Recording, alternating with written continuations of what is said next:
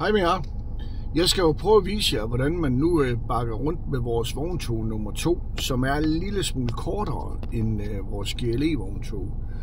Så det handler om nu, det er jo at tage det lidt mere med ro med retdrejningerne, fordi at når traileren er kortere, så drejer den relativt hurtigt, hvorimod den lange, den er lidt mere tolle og rolig. Det handler om, det er jo det første udgangspunkt. Prøv lige at filme spejlet, Nikolaj. Det er, at jeg ikke har kørt helt ind til kantstenen. Jeg holder 1 meters afstand. Og det gør jeg, fordi jeg skal bruge noget råderum til min forende af bilen, så den kan svinge til højre og venstre uden at ramme kantstenen eller græsrabatten. Men nu prøver jeg lige så stille. Og Nikolaj, du følger lige med i det yderste spejl derude. Sådan der, ja.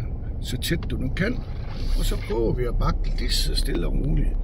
Og det skal, det er jo, at vi skal holde øje med, hvad vej bagenden den skal dreje. Og så skal jeg dreje modsat vej på rette.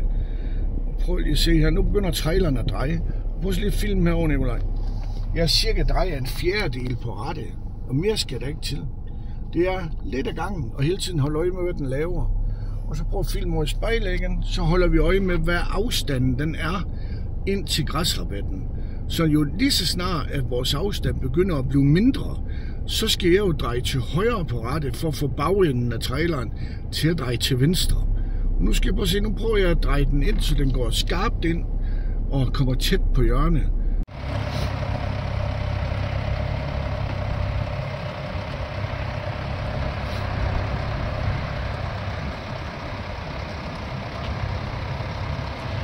Ude i spejlet derude.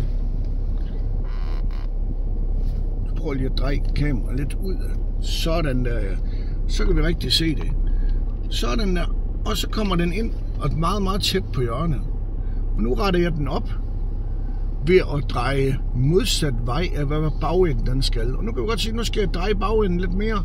Så drejer jeg til venstre på rette. Sådan at jeg får den til at dreje til højre rundt om hjørnet. Og vi kører lige så stille og roligt. Stille og roligt. Sådan der.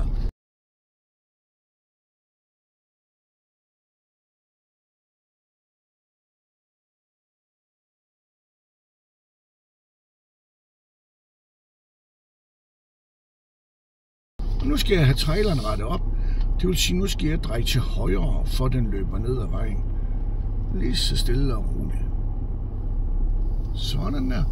Med andre ord, nu kan jeg sidde og styre den og holde øje med afstanden, der er ind til kanten hele tiden. Når traileren kører for tæt på kanten, ja, så drejer jeg jo bagenden til venstre, og det gør jeg ved at dreje til højre på rette. Og nu kan vi se, at nu skal jeg have den til at dreje en lille smule til højre, så drejer jeg til venstre på rette. Så jeg hele tiden kan sidde og styre efter, hvad er afstanden ind til kantstenen, eller i det her tilfælde græsrabatten. Så vi har styr på den hele vejen rundt. Lige så stille og roligt. Og under hele bakningen, der er det selvfølgelig vigtigt, at vi orienterer os herover i de venstre spejle. For det kan jo komme cyklister bagfra, eller biler bagfra. Så vi er nødt til hele tiden at holde øje med, hvad sker der over på venstre side af bilen. Så vi har styr på det. Og det var jo sådan, at vi kører rundt om gadehjørnet med det her vogntog. Rigtig god dag.